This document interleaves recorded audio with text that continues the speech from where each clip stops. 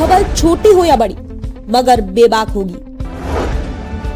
हर खबर पर होगी पैनी नजर। आप देख रहे हैं बिजनौर दस्तक।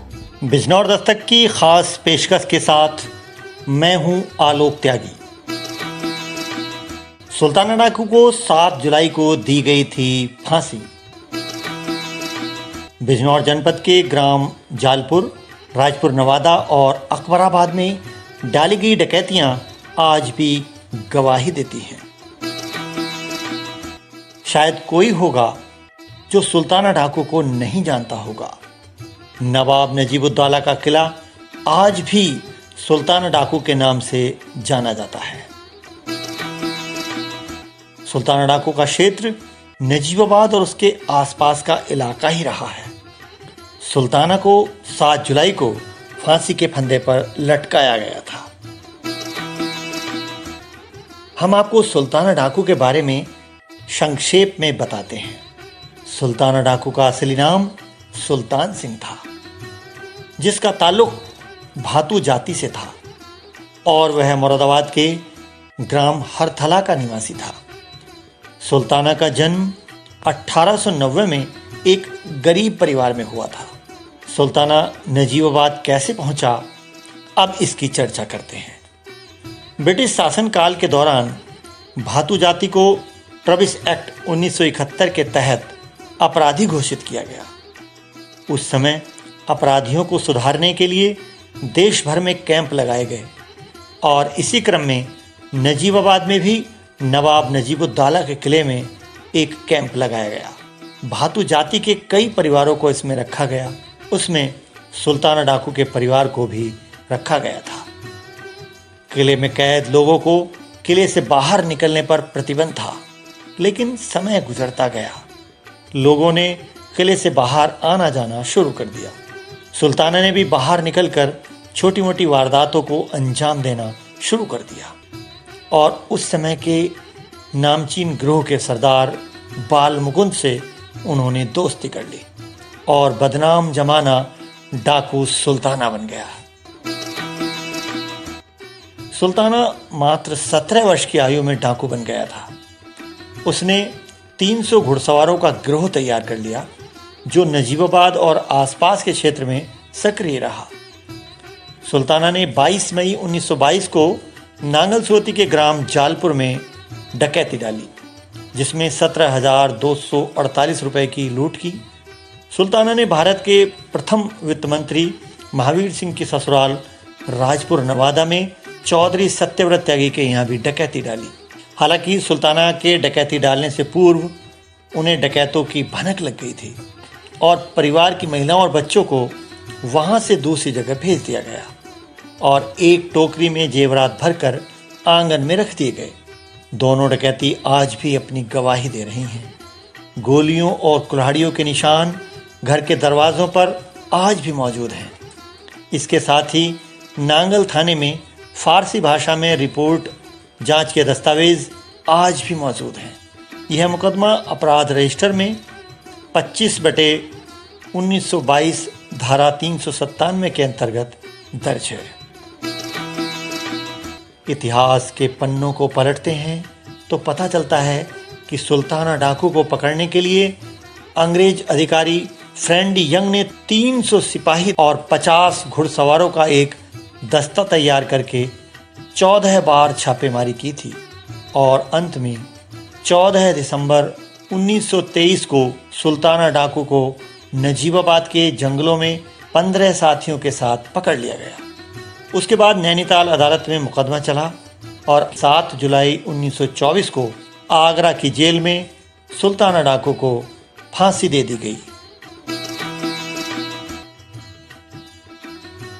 वाचन स्वर आलोक त्यागी, पेशकश डॉक्टर आफताब नोमानी।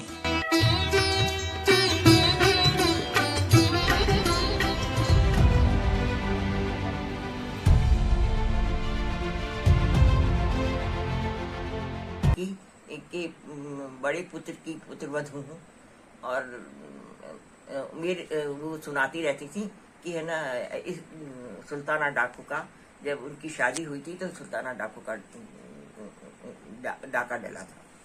तो उस समय की क्या क्या घटनाएं याद आती हैं आपको? हाँ, उस समय की वो बताती थी। मैं तो ये बताती थी कि है ना, बड़े दरवाजे के ऊपर चढ़ करके सारे इकट्ठे हो गए थे।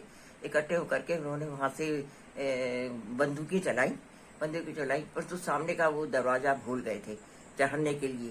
फिर वो दूसरे रास्ते से वो हवेली के अंदर प्रवेश हुए।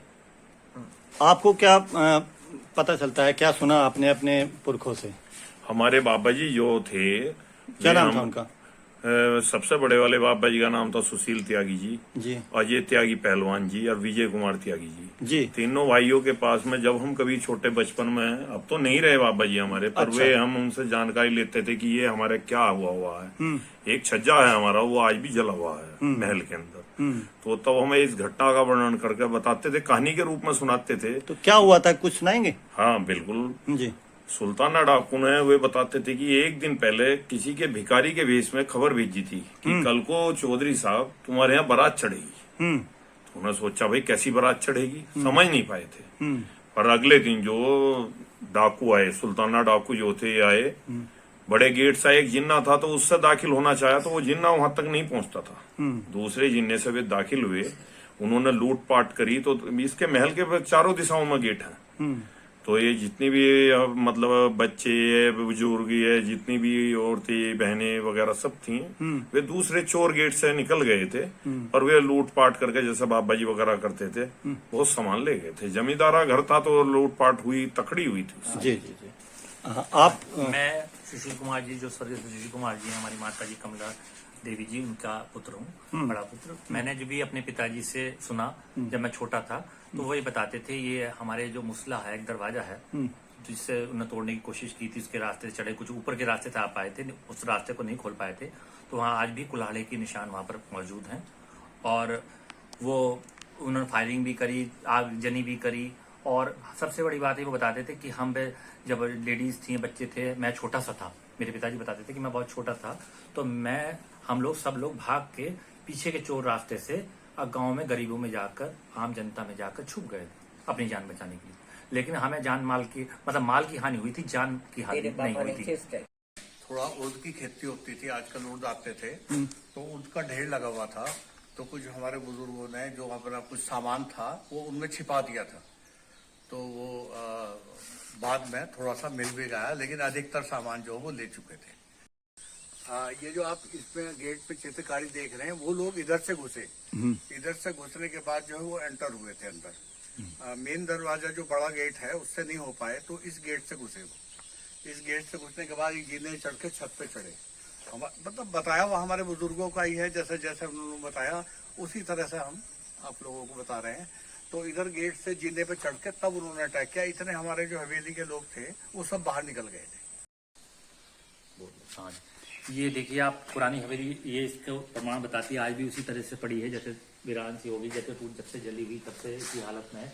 और इनमें आप खुद देखेंगे 17 दरवाजे, चोर दरवाजे भी थे कई, जिससे वो भ्रमित हो गए। जो उनके आदमी सुल्ताना डाकू के इस गांव में, इसके हवेली के अंदर घुस तो गए थे ऊपर से, वो भी दूसरी साइड से, लेकिन वो स्त्रियों और बच्चों को और जान की हानि नहीं कर पाए, माल की हानि जरूर हुई। 17 दरवाजे के अलावा भी इनके अंदर बहुत दरवाजे हैं जिसमें वे इसमें ढूंढ नहीं पाए थे। यहाँ आके वे कंफ्यूज हो गए थे, भ्रमित हो गए थे कि भाई किधर जाना है, किधर से जाए, किधर को निकले। वो भ्रमित तो इतने जो है जो हवेली के लोग थे सब इधर आधर निकल गए। माल की हानि तो बहुत हुई थी पर जान की हानि कोई नहीं हो पाई थी। ये सुल्ताना डाकू के आदमी जो अंदर घुसने की कोशिश की थी, उन्होंने इसे यहाँ कुल्हाड़े बजाए, कुल्हाड़े से काटने का। अब गोली के निशान भी हैं यहाँ पर, ये देखो, ये गोलियों के निशान भी आज मौजूद है। अच्छा, और ये पुराना मूसला है, आप अंदर आके देखिएगा, ये देखो, इसको तोड़ने की कोशिश करो, ये नहीं टूट पाया, पहला वाला दरवाजा टूट गया था, इसको ये आज भी मौजूद है। मौजूद है, दिखाना इसको, ये देखिए। और ये मूसला उस जमाने में ऐसे जाता था, ये देखिए, एक सेकंड, ये देखिए, ये इस तरीके से ये दीवार नहीं तोड़ पाए थे, पर ऊपर से वो चढ़ गए, अंदर आ गए, जो भी कुछ कर पाए थे